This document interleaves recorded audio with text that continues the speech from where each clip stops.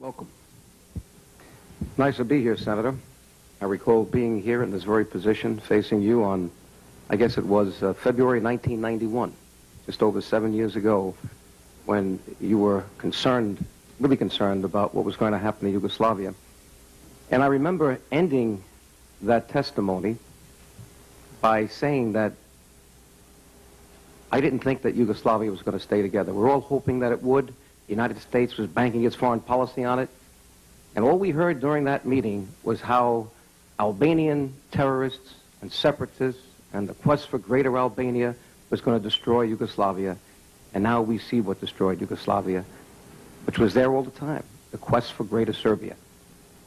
Slobodan Milosevic, when he walked in to Kosovo in 1987 and brutally occupied it and took away its legitimate status as one of the 8 juridical units of the Confederal Republic of Yugoslavia, where Kosovo had an equal vote with Serbia. It rotated every year. Created, in less than a few years, not only apartheid, but a Warsaw Ghetto that still exists in the heart of Europe today. I wouldn't be concerned, Senator, about greater Albania. I'd be concerned that we've already legitimized ethnic cleansing by creating a phony republic called Srpska. It never existed. It's there. Why?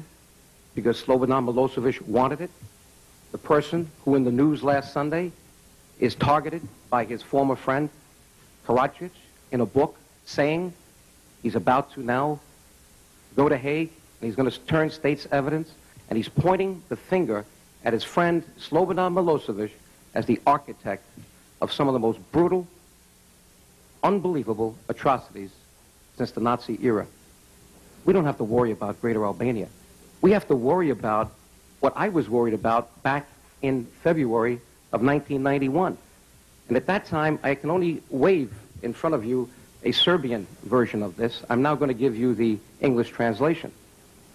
This is what Slobodan Milosevic has been weaned on.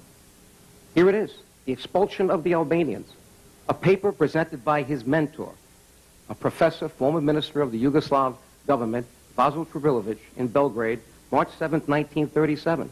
If you want to see what happened in Bosnia, what's happening in Kosovo today, read word for word, line by line, exactly what's going on, their MO, their modus operandi, shelling villages, burning them down, getting rid of Albanians at all costs, because this is territory they want. He will not abandon this. And as we keep waffling in this body and in the State Department, he will just go and take more and more and more and more. He bluffed his way right through Bosnia, and he got Srpska. He's bluffing his way right now. He knows that there's no real resolve with this Christmas warning. Mr. Chairman, thank you for this hearing. Sorry to start before you walked in. But he sees and senses the waffling already. He sees strong words on the part of Madeleine Albright. Then Madeleine Albright is muffled by Sandy Berger. And then we have questions coming up in Gilman's hearing a few weeks ago about the Christmas warning, and a very lukewarm response by Ambassador Gelbard. We have to meet with you in executive session, and you heard it again today. No direct response. Don't you think Slobodan Milosevic is hearing those responses? Don't you think he's ready to do more and more because he sees that the greatest superpower in the world has lost its resolve, has a foreign policy which has abandoned the principles upon which this country was formed?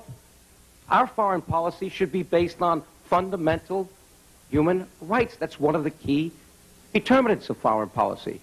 We have today in Kosovo some of the most egregious examples of violations of those human rights. In fact, Senator Biden, during that hearing that you held, and it was a wonderful hearing, it was the first time that you got all groups together to talk about the problem, I had to fly in reports from the Council on Human Rights from Pristina and other places, litanies of horror.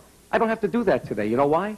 All you have to do is read your own U.S. country report from the State Department. Here it is, the 1997 edition.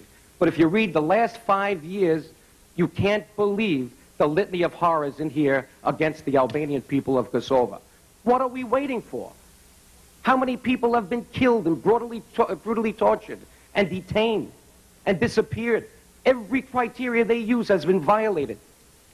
Why is there such a disconnect between those egregious violations and our professed adherence to human rights when it comes to foreign policy? Is there another deal in the wind? Perhaps you didn't ask the right questions to Ambassador Gelbard. Are we placating Russia for some reason? They're always there supporting their first cousins, the Serbs. That's where the Serbs came from in the 6th century AD, from the Ukraine. We know they're blood brothers, or at least blood cousins. They're always there supporting them. But what has Russia done for us in Iran, Iraq, and China, and so many other places? They don't support us. Why are we giving such deference to Russia? Why are we even considering a contact group at this point, including Russia? This is an issue that should be led by the United States of America in the NATO milieu, without Russia. This is where it belongs. That is what solved Bosnia. And the only reason today Bosnia is not like Kosovo, Mr. Chairman and Senator, is that we have troops there. Who are we kidding? When are we going to wake up?